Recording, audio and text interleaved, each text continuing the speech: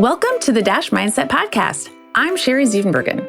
You were born, you're gonna die, and your adventure is your dash in between. So make the most of it.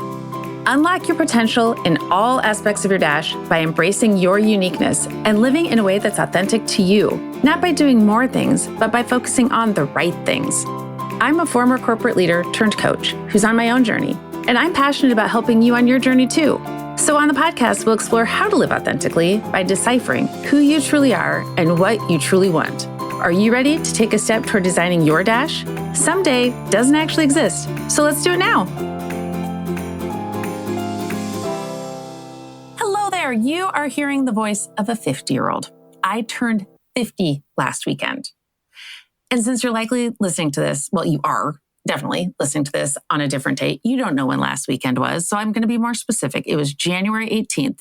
That was my birthday. It will be again next year. So go ahead and mark that on your calendar. And the reason I want to talk about that, or the reason I'm even telling you that I turned 50, is because I want to talk a little bit about time today. But before I do, I want to share what an incredible birthday weekend I had because it was fantastic. So here's the deal. My husband was going to surprise me. And he did tell me in general what the plan was because he knew that I would otherwise try to plan something. So he said that he'd arranged for me to go out with one of my best friends on Friday night. They had made the reservations. They had coordinated. I had to do nothing, which in itself was fantastic to me. And he said he was going to be the designated driver, which made me laugh because I was likely going to have one drink, maybe two. But I thought, great, he's going to chauffeur us around. That'll be great. And if I fall asleep, he'll carry me to the car. So that'll be great. So super excited about that. And he said on Saturday night, which was my actual birthday, he and I were going to go to a dinner theater, which I was also super excited about. He had gotten the tickets. I didn't have to plan anything. It was going to be fantastic. Friday night comes. I'm excited to go out with my friend. He chauffeurs us. He's the DD. And we walk into the restaurant. And two of my best friends from college are there. One had flown in from Philadelphia. One had flown in from Dallas. And I was totally floored and thinking, thank God I have a good heart condition. Not just that I'm a warm person, but thank God my heart condition is good because I probably would have had a heart attack. So I'm totally floored. I did not see this coming. He and my friend had done such a good job. Everyone had done such a good job of keeping it all hidden. And I'm just having a blast. So we're sitting there eating. And then about an hour later, one of my other best friends from college walks in. She had driven here several hours, what seemed like 72 hours. And it was just so fun. We just had such a fun whirlwind weekend.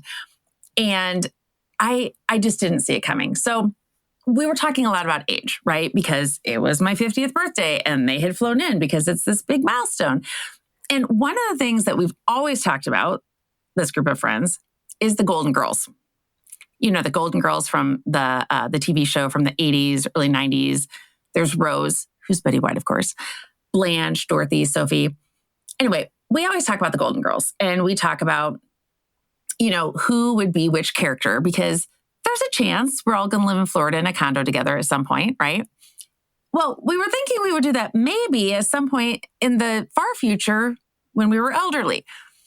But one of my friends informs us while we're out that the Golden Girls were in their 50s on the show. In their 50s.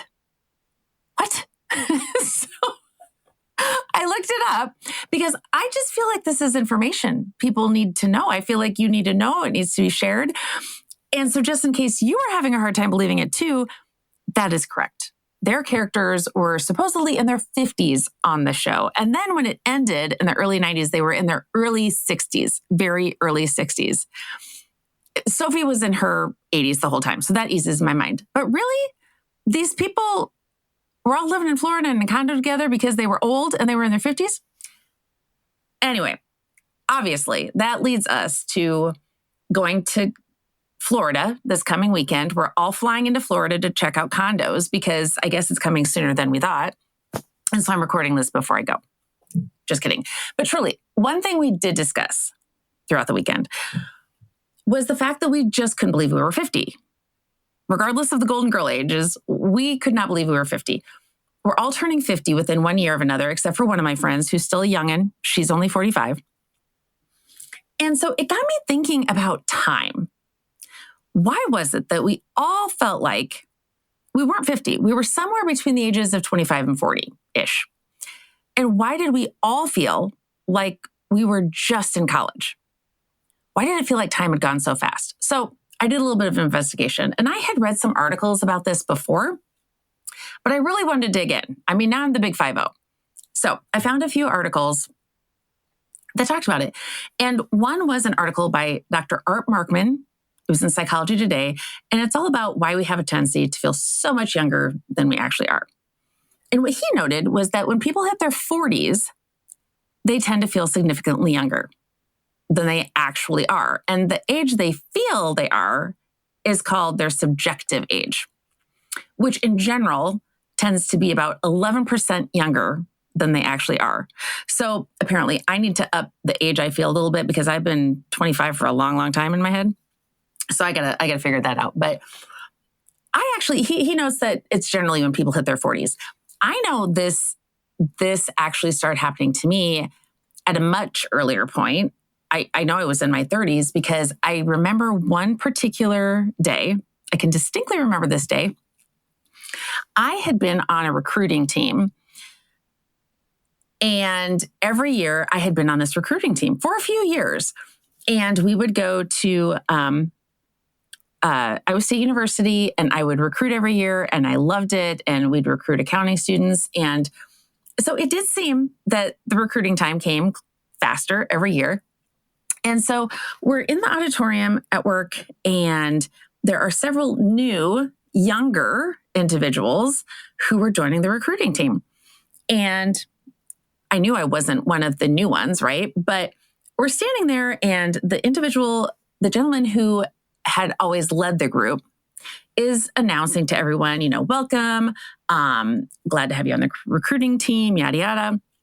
And he said, there are a number of new people who are on the recruiting team. And additionally, we have some seasoned employees who are also recruiting. And I looked around, and at that moment I thought, holy crap, I'm seasoned. I've been here a long time now. I am a seasoned employee.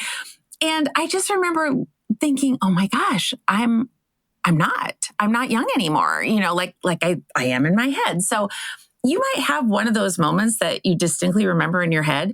And, apparently that's normal. So anyway, I'll get into why a little bit more. So we have our age that we feel, which is referred to as our subjective age. And what's particularly interesting in this article is that the gap between our subjective age, the age we feel, and our actual age has gotten larger over time. So there was this study, and in the study, the individuals born before 1935 had the smallest gap between the age they felt, their subjective age, and their actual age. Those born between 1936 and 1951 had a somewhat larger gap, and then those born after 1952 had the largest gap. And that makes sense based on society and culture, right? Because we have social media. People are generally encouraged to continue doing what they were doing when they were young. Those things that used to be considered just for young people, more people are doing now. So there's this gradual tendency for people to feel increasingly younger as they age. And the tendency to feel younger than our age continues throughout our life. So one thing that I had never really considered before, but I found true when I read this, is that generally we kind of think that as we get closer to the end of life, we're going to feel closer to our actual age. However, the data in the study suggests that even people in their 80s and 90s feel much younger than they actually are. And a couple of reasons that were found, and I'm not sure about the correlation and all the statistics, and I know that's something my husband would question, which is good, I appreciate it. But based on what they had figured out, it seems that what they found was that they found that people with more education tend to feel younger. And obviously, this one's a pretty obvious one. People who are in good health tend to feel younger too. They also found that people who had a sense of loneliness, people who were lonely, had a far smaller gap between their subjective age, the age they felt, and their actual age. So that's just more evidence about how important connection is. No matter at what stage we're at in life, either subjectively or in reality, connection is important. So a lot of that, like I said, it seems to be due to culture, which I think makes sense. And so that gap is just continuing to get bigger. Okay, so why do we feel like we were just in college? We've established why we still feel 25. Why did we feel like we were just in college a couple months, maybe a couple of years ago? Because it was far more than that. And why does it feel like time goes faster every year? So I dug into this a little bit. And maybe this is something you can relate to. I'm guessing it is because I feel like I hear this from people all the time. I am confused every year around Christmas time because I think, and not just because Target and everybody, puts up the trees in August now, but because it seems like every year goes faster. And it seems like we just had Christmas and it's Christmas again. And every year I think, okay, Christmas is still on December 25th, right? Do I have that right? How does it seem like it goes faster? I mean, I have it on my calendar. I know when it is. Why does it seem to go faster every year? So here are a couple of reasons why. There's a link between how our brain processes information, how much information our brain processes, and how we perceive time. So the more information we process, the slower time seems to go. And here's an example of that. If you've ever been at a conference that you were actually interested in, so not like a tax conference, unless you're one of those people who's into taxes, you just feel like you're inundated with information. You're bombarded with information that actually interests you and you want to digest. Maybe you're meeting new people and you feel like you've been there for a few weeks. Have you ever had that where it's Friday and you think, oh my gosh, I feel like I've been here a month, and you see someone you've just met like on Monday and you think you've known them for years, right? That's why, because your brain is trying to process all of this information. So the more new experiences we have, the more information we're trying to process, the slower time goes. And the fewer new experiences we have, the faster time goes. And so that's one reason why time seems to go slower for children. So it might seem like when you think back to being a child, summers seemed to last forever. And then as an adult, they seem to last about a minute, right? It's because children are constantly learning new things and they're constantly having new experiences every day. In general, as we age, we have progressively fewer new experiences.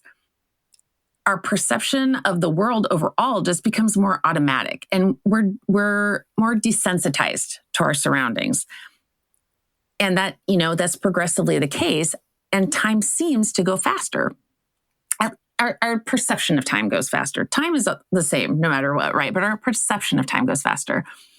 And I really like the way Dr. Joe Dispenza talks about this in his book, Breaking the Habit of Being Yourself. I just finished this book. I highly recommend it. So good. But he talks about the fact that so many people have what we call a midlife crisis and the reason for that. So he talks about how we reach this point in life when we're feeling like, okay, we start questioning, what's all this for? What's the point of all this? And he explains that it happens in our 30s and 40s generally because we reach this point when we've done most of the new things. We've gone to school, we've started our career, we've gotten married, we've had kids, we've bought a house, the whole checklist of things. We've experienced a lot of the new experiences, and those experiences act as distinct markers in our life. So we can clearly remember when those specific things happened because they're distinct, they're markers. And then after all those things, we just start living on autopilot. There's this sense of predictability that we know, okay, well, I know what's going to happen. If this happens, then this is going to happen. And we get into this routine and our days just start blurring together. So it seems that time is flying. It gets faster every year. And we reach a point where we start questioning what we truly want. So if you've ever felt this way, you're not crazy. Or at least you're probably not crazy, at least in this regard. You're just getting older, and we all are. every single day, every minute of every day. We're all getting older. Okay, that leads me to the second reason why it seems that time goes faster. Based on a theory, here's another theory. And this one was developed by philosopher Paul Janet. I know that is terribly wrong. Maybe it's Jeanette because he was French. Anyway, this philosopher from France came up with this theory in 1897. And he talks about how we perceive time by comparing it to our lifespan. So it seems as if time accelerates based on the proportion of life we've lived.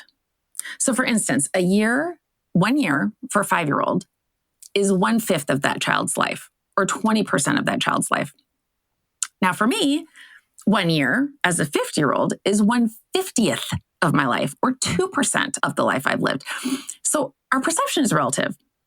It goes the same speed no matter what our age. We just perceive it differently. So there are some reasons that hopefully make you feel a little less crazy if you have been experiencing some of these things too. And so I just want to close with some things we can do to slow down our perception of time. We can create new experiences. And that doesn't mean we have to, go plan a trip to Egypt. It doesn't mean we have to change careers or, start living in a camper and traveling the world. We can create small new experiences. Maybe it's trying a new recipe. Maybe it's calling that person maybe you met and you just haven't connected with yet. Maybe you have a weekend getaway. Maybe, here's one. Maybe you get a cat and we have one for you. By the way, if you're interested, we have one. But regardless of that, just try new experiences and just keep having those new experiences, because those are going to prevent you from staying in that routine and just living on autopilot.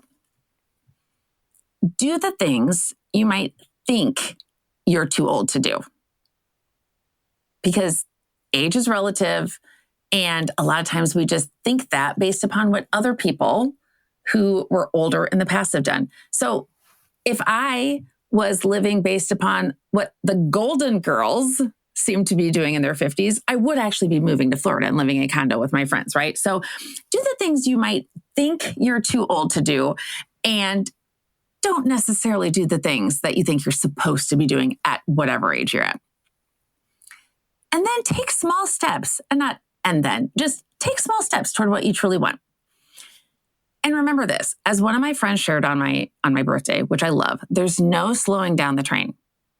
There's no actually slowing it down, okay? So enjoy the ride. No matter how long you live, you only live once.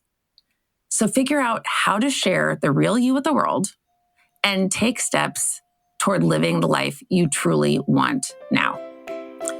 So reach out and we'll figure out how I can help you do that. My contact information is in the show notes, and I will see you next time.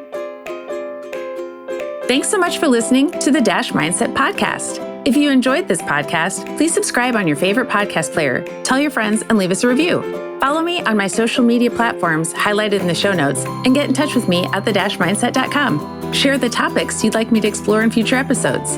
Thanks again for listening to the Dash Mindset Podcast. We'll see you next time. Design and differentiate your Dash your way and make today amazing.